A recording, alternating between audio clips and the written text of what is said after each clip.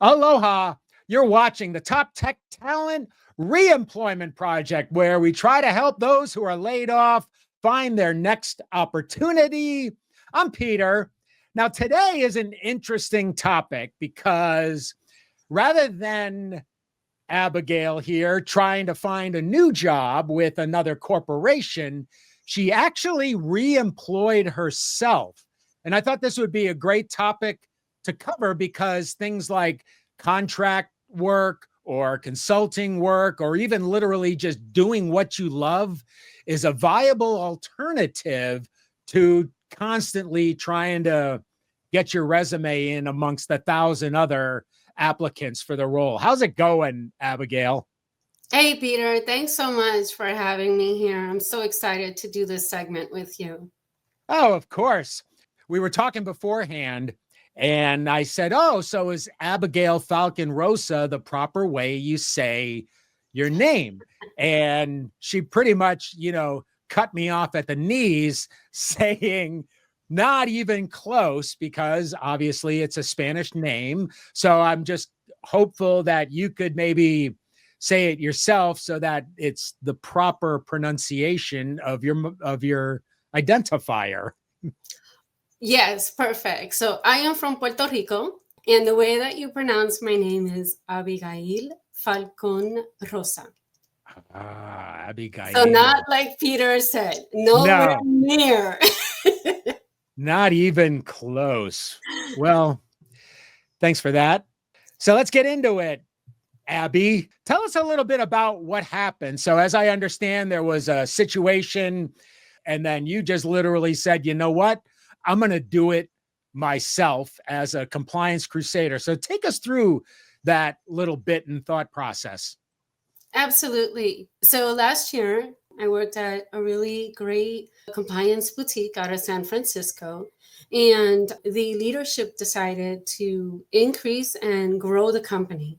And so when they were talking to equity advisors, and they determined that our GRC practice, which was a 3-member team, was not large enough to actually be included in that offering.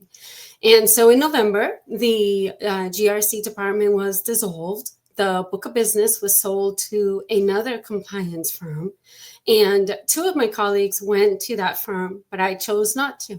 I figured, hey, if I grew the book of business at my current company, might as well do it for myself. And this was after, Peter, really looking at the marketplace and seeing how jobs were, scarce in the compliance industry, and, companies were cutting costs, which legitimately so. I mean, of course, they're the company. And I found that it was very challenging to even go on LinkedIn, Indeed, any possible job application site, and be able to understand what the requirements are.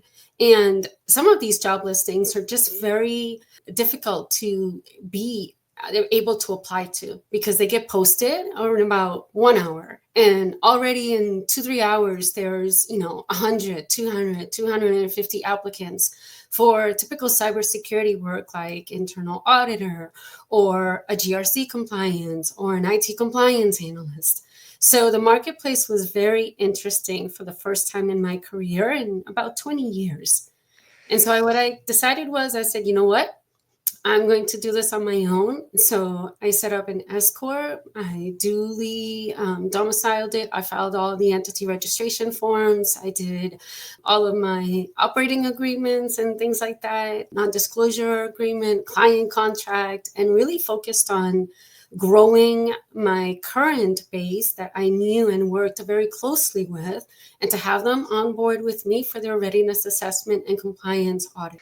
Pretty sweet, right? And information security, InfoSec, cyber, whatever you want to call it, really has, I would say, mushroom cloud over the last 20 years, right? Back in the early days, it was just things like network security, a VPN, and a few other security appliances just to keep everything safe. And if you've seen some of those, like either word clouds or all the different disciplines, it is so huge these days. And then when it comes to things like compliance, particularly information security compliance, that is a real narrow, specific area of focus. So I can imagine those opportunities are hugely saturated. Yeah. So if you think about like the multiple control frameworks that are out there, right? Depending as to what industry your organization is doing business in. It can be anything from a SOC 2, which is from the AICPA in the US. It could be an ISO, and there's so many different ISO designations. You know, there's one for automotive, there's one for AI, there's one for just regular compliance. And so companies nowadays, cybersecurity and data protection becomes so important. They are struggling to figure out how to be compliant. And that's when they have these job postings for these governance professionals. And normally they're either ISO certified or CISA certified or C-Risk or any of those designations from organizations like ISACA and ISO, ISC squared, that really just are supposed to make you more attractive and marketable. But in turn, just the requirements of these positions are just more and more difficult to obtain and for you to be, to stand out in the crowd. So part of what my decision was to go out on my own is because I know my stuff. I've worked many years and I want to cater to the small to mid-sized businesses who struggle with having a more one-on-one support, with a readiness assessor to help them and guide them to being compliant so that when they have to go in front of an auditor to give them a certification, they're ready and they're prepared and they're not caught off guard. So that is primarily the main focus of, why Alianza Advisory Solutions came out. And just so that you're aware, Peter, Alianza basically means alliance in English. So we are forging an alliance with small and mid-sized companies that need to fulfill their compliance requirements. And essentially, we're helping them through the stepping stones of compliance and helping them get there in an economical, in a very full of communication, full of respect and integrity, and work with them to get to their desired level and desired compliance perspective. And then a couple of things we talked about prior to hitting the record button was the piece about moving at the customer speed, which I think was important. The language support, because I know you deal with, English as a second language for many of your customers. And I thought this was kind of interesting, adopting the customer's tech. Can you talk a little bit about that? Yeah. So in doing audits for different types of companies, regardless of their size, they can use a conglomerate of services, solutions, SaaS. They can be a Google house. They could be a Microsoft or O365 house. They may not even have, anything. They may know Dropbox. They may know Box. They may know just a OneDrive, or they may not have a folder at all and it's sitting in a piece of paper in your office. So really what that means is that we look at what the client uses. So if the client uses Microsoft Excel, then we will utilize our request list and evidence gathering in Excel because that's what they're used to. If they're used to a Google Sheet, we will migrate it into our Google Drive and set up their folder because that's what they're used to doing. If they use Smartsheet, we will create a Smartsheet and integrate it with their workspace. So really, the point of that is that we adopt to the customer's technology. We do not require the customer to adopt to ours. And that leads us to being very successful, especially with these smaller companies that we work with. Right, because they may not have the investment capital to just buy a whole new system to get this audit done. So how's the anxiety and stress level these days? I am imagining you are like free and a lot more maybe relaxed because now you're doing your own thing. Well, let me tell you this. If you're passionate about something, you are very relaxed in what you're doing. Yeah. If you really believe and like what you do, every morning you're going to be excited. Who do I reach out to today? Who haven't I reached out to? What is on my task list? What do I need to review? Or who do I need to send an updated newsletter to? So it's very exciting how every single day I can pretty much design it. It Yeah. doesn't, there's no formal flow. I don't have to punch in and out. I do find myself, as any business owner, in the very beginning working, a number of hours, but you do anticipate that reducing over time.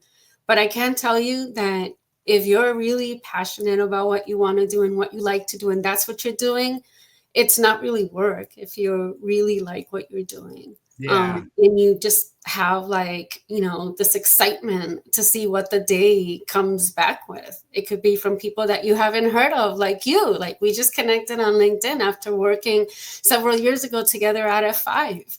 So, you just never know what the day will bring. Yeah, for sure. I love it. Definitely. Little, my dad was an IBMer for 30 years, but he was also a tailor. So he was, always in the basement sewing, making clothes and all that kind of stuff. And one day I asked him, like, if you love it so much and you're so damn good at it, why don't you, do that full time? And he was like, this is my getaway and do my own thing. I'm not trying to like make a living or turn this into a job. But he very easily could have, been a professional tailor building out clothing. Pretty amazing.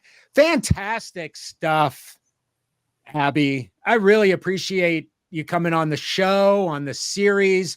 And for those of you watching, like we mentioned at the top, and Abby can vouch, going out on your own, doing your own thing is definitely a viable option. And if you haven't seen it on LinkedIn, you may have seen it. I can't remember his name. His name escapes me right now, but he does the stump grinding. Talked about he was just, tired of the whole corporate stuff and layoffs here and layoffs there. And then one day he was just like, I'm going to go try to grind up stumps in the neighborhood, work with a bunch of like tree trimmers and house contractors to be on their short list. And is now like, that's what he does. Gets out every day with his machines and, turns stumps into wood chips, which cool. Which helps Record the it, environment put it on too. the YouTube channel, and you're golden. I think one of the things, Peter, that I would advise folks is getting into a business on your own, starting out. You'd be surprised at how much support your community actually gives you. Mm-hmm. Like, I'm not one to really post online. And on LinkedIn, I do have, a small following. I think it's under 1,000 contacts. But you know what? When I put in that notice on December 1st that I had launched a new company, I was so astounded with the number of folks that responded. Congratulations, let us know if we can help you with anything. It's just really a community. So if you're very afraid or insecure or daunted, rely on your community because they will be there to support you and give you that little additional motivation so that you can do this. And just like you do a 9-to-5 job and work for somebody else, you'll just carry on the same, work ethic that you've had because now it matters more. You're doing it for yourself.